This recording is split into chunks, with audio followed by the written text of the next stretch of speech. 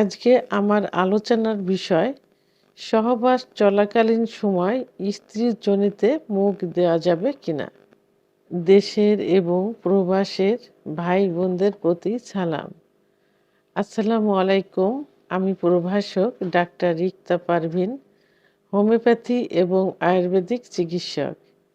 Chamber সেবা homeo complex and সেবা digital lab, উপজেলা মডেল মসজিদের পূর্ব পাশে, শিমুলিয়া, মাগুরা। এই বিষয়ে আমি পূর্বেও ভিডিও করেছি।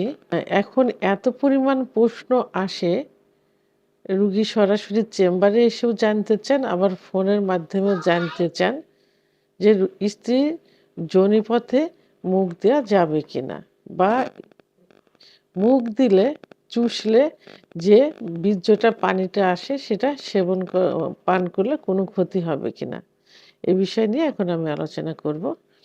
আসলে ইসলামের দৃষ্টিকোণ থেকে স্ত্রীর যোনিতে মুখ দেওয়া যাবে শুধুমাত্র একবার চুম্বনের উদ্দেশ্যে। স্বামী স্ত্রী যখন মিলন করবেন তখন ভালোবাসার বহিঃপ্রকাশ হিসাবে স্ত্রীও তার স্বামীর যৌনাঙ্গে চুমা দিতে পারে সিম্পল, স্বামীও স্ত্রীর যোনিমুখে বা যোনিতে সিম্পল চুমা দিতে পারে। এর বেশি কিন্তু করা যাবে না, এটা হারাম। কিন্তু অনেক দম্পতি যখন মিলনে লিপ্ত হয় তখন তাদের ভালো লাগার এবং ফোরপ্লে করার একটা অংশ হিসাবে স্ত্রীও তার স্বামীর যৌনাঙ্গ মুখে নেয়, অনেক চষে অনেক সময় বীর্যপাত ঘটিয়ে দেয়।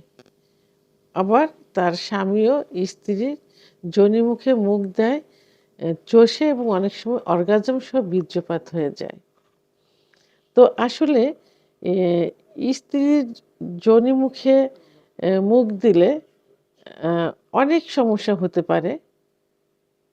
মুখ দিলে যখন স্ত্রীর একটা উত্তেজনা আসলে তার অর্গাজম হয়। অর্গাজম হলে কামরাস বের হয়, যেটা মিলনের সময় জায়গাটাকে পিছিয়ে করে। আবার অনেক সময় বীর্যপাত হয়ে যায়, কিন্তু মহিলাদের বীর্যপাত কিন্তু পুরুষের মতো বীর্য বের হয় না, লালা বীর্য বের হয় না। পানি বের হয়, এক জাতীয় পানি বের হয়, যে পানিতে কি থাকে, glucose, fructose, protein, amino acid ইত্যাদি থাকে, যেটা কিন্তু কোনো ক্ষতি করে না, পান করলে কোনো ক্ষতি করে না। কিন্তু যদি স্ত্রীর কোনো রোগ থাকে যেটা মিলনের মাধ্যমে, ব্লাডের মাধ্যমে সংক্রামিত হয়, যদি স্ত্রীর যোনিতে সাদা লিউকোরিয়া যায়, তাহলে সেখানে ফাঙ্গাল ইনফেকশন থাকতে পারে, সিফিলিস, গোনোরিয়ার জীবাণু থাকতে পারে। অনেক সময় দেখা যায় যে HBS থাকতে পারে, HIV থাকতে পারে, ইত্যাদি রোগ থাকতে পারে, যেটা মিলনের মাধ্যমে কিন্তু সেটা সংক্রামিত হয়। আবার অনেক পুরুষের মুখে লালা পানি থাকে, যার মাধ্যমে অনেক জীবাণু ভিতরের থেকে আসতে পারে। আবার যদি কেউ ধূমপান, মদ্যপান করে থাকে, তাহলে দাঁতের গোড়ায় বিভিন্ন ইনফেকশন থাকতে পারে, তার মাধ্যমে স্ত্রীর যোনিতে সংক্রামিত হতে পারে এবং তার বডিতে সংক্রামিত হতে পারে। সেহেতু আমার মনে হয় যে স্ত্রীর যোনিতে চুম্বন ছাড়া তার বেশি আগানো উচিত না। আপনারা নিজেকে কন্ট্রোল করুন। অথবা যদি কখনো এরকম দুর্ঘটনা ঘটে যায় তখন কি করবেন?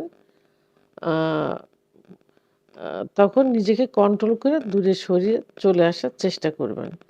তবে স্ত্রীর বীর্যপাত যে পানি এবং যে অর্গাজমের সময় যে লালাটা আসে, তার ভিতরে কিন্তু যে উপাদানগুলো থাকে, উপাদানগুলো কিন্তু ক্ষতির না, কিন্তু তার যে রোগগুলো থাকতে পারে, সুপ্ত রোগগুলো থাকতে পারে, সেগুলো সংক্রামিত হতে পারে।